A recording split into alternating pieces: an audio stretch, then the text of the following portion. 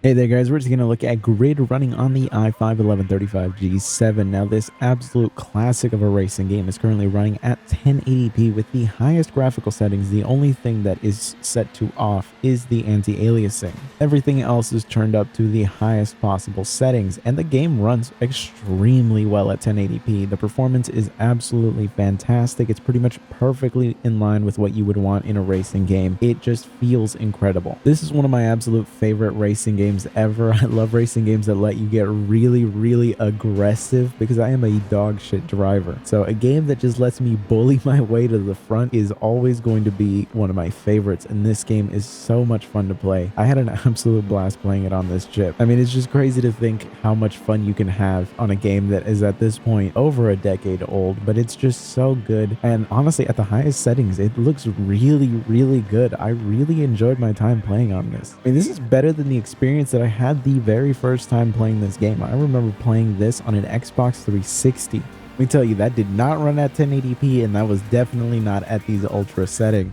Here you can see what the actual graphical settings were set to. As you can see, AA was pretty much the only thing that was left off. Everything else was just set to its highest possible setting. And honestly, I'm just blown away that you can just have such a much better gaming experience than when I first played this game, you know, because I played this game on an Xbox 360. The FPS was absolute dog shit, but I had a blast playing on it. Like, it almost feels like I'm playing an HD remaster of this game, and honestly, I'm having a great time with it. So I know I've tested a lot of racing games on here, and this is one of the ones that I think ran the smoothest. This is really going to be one of my big recommendations. This and Burnout Paradise are like up there with just god tier racing games. So they are worth picking up no matter what. I think this game has actually been delisted, but if you check on key resellers like, you know, like K4G, you can actually pick this game up for like 50 cents. It's ridiculous. Like, this thing is practically given away, and it's one of the greatest racing games ever made. I would definitely recommend picking this up. Again, it isn't listed on the Steam store anymore. Like, the developers for some reason removed it, but you can find keys for it out there. It's just such a good game. I would hunt it down. Even if you don't get on K4G, get it wherever you can. It's just one of those games that I recommend you play because it's so incredible. And honestly, I'd rather play this than any modern racing game on this chip because it just runs so well. Why would I rather have a mediocre gaming experience when I can have a better experience than the very first time I played this game, you know, over a decade ago? But anyways, I hope you found this video useful. If you did, be sure to subscribe, and I will see you guys next time.